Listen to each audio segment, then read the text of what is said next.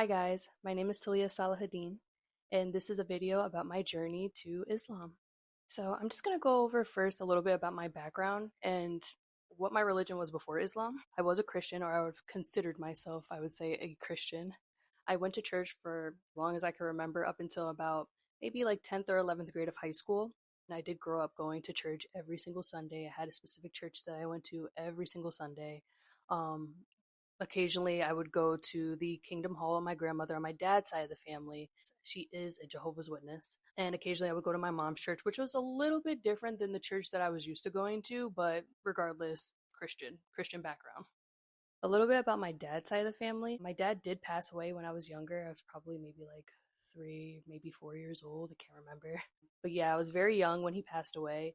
My dad's side of the family are Jehovah Witness, or at least my grandmother is Jehovah Witness. The rest of them don't really follow a religion, at least not that I know of. And my grandmother is a Jehovah Witness currently.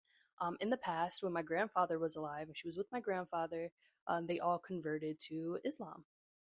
They all changed their names, which is why I have the name that I do. My name is Tiia Salahadin, and that is the name that I was born with, alhamdulillah. I did go through a lot this year. I went through a lot of anxiety and depression in the beginning of this year. I came into this year very overweight, at least in my eyes. I grew up very skinny. All my life I was skinny. I always used to wish that I gained all this weight and I was a little bit more curvier like all the other girls. And yeah, once I gained all that weight, I became very sad. I went to the gym. I wasn't eating right. The gym wasn't helping. I don't know. I was all over the place, honestly. I remember also back then I used to drink a lot. I was a very heavy drinker. I mean, I was coming home with like boxes of wine, drinking every single day after work, drinking every single day during the weekend, going out with friends. I had a really bad alcoholic problem where I just couldn't stop. I could not stop drinking, especially if I went out with my friends. Once I had one drink, I could not stop drinking until I was just completely drunk and could not even function.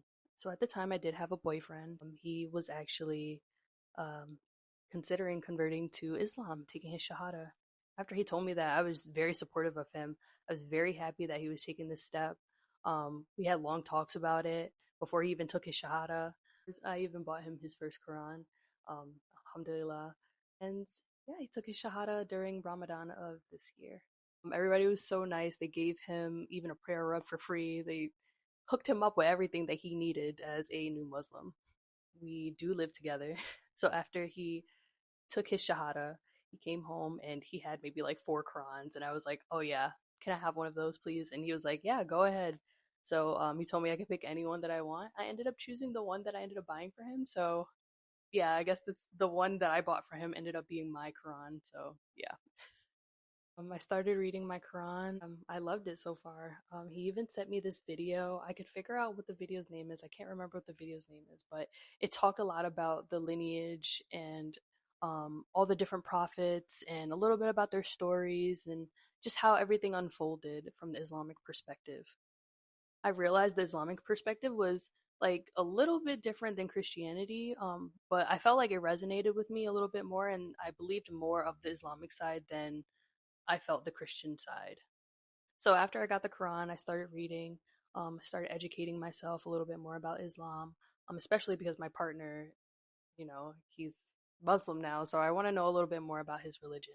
In the beginning of April, I did find out that I was pregnant, um, and I ended up having a miscarriage maybe about a week later. I believe it was the same day of the eclipse that happened in April. It was a very tough time dealing with a lot of anxiety and depression at the beginning of the year. And now I just had a miscarriage, and I'm just like, this year can't get any worse. But in fact, it did. The month of June came, and in June, I found out I was pregnant again. I became very, very sick. And during this time, I was not reading my Quran or anything. I wasn't educating myself on any religion. I was just like basically bedridden. I was so sick, I just couldn't even function. I went in for my 10-week appointment. This was maybe about like the end of July. And they had told me that I had another miscarriage. This one was a silent miscarriage. Silent miscarriages are basically when the baby or the fetus dies in your womb and your body still thinks it's pregnant. So I still was sick. I still was dealing with all of my pregnancy symptoms and just had no clue for a whole week. I did have to get a surgery. I had to get something called a procedure called a D&C. And yeah, that was a very tough time for me. I honestly, I cried a lot. I'm not as emotional about it anymore, but during that time, I was very, very hurt. We were just getting ready to tell our family. I was going to get my blood drawn to find out the gender. You know, it was a lot. And my now husband came with me to the hospital. It was a women's hospital. I went in and I got my surgery done, and I was ready to just kind of move on. It was very hard for me to move on after everything that happened with the second miscarriage. And honestly, I just knew that I couldn't get through this by myself. I just could not get through it on my own. I would just cry to God, honestly. Like, my husband would be there for me in the middle of the night. I would wake up, honestly, just crying, just randomly just crying.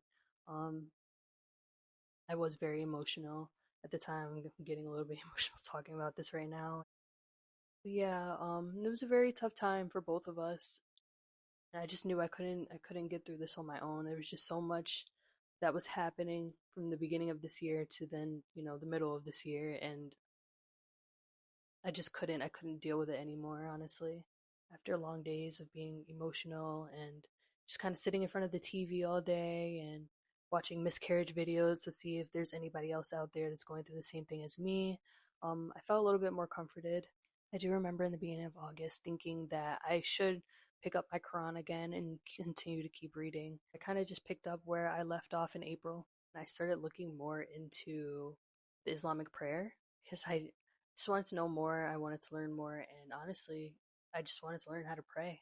I remember before I even took my Shahada, I had learned like half my prayer. Alhamdulillah.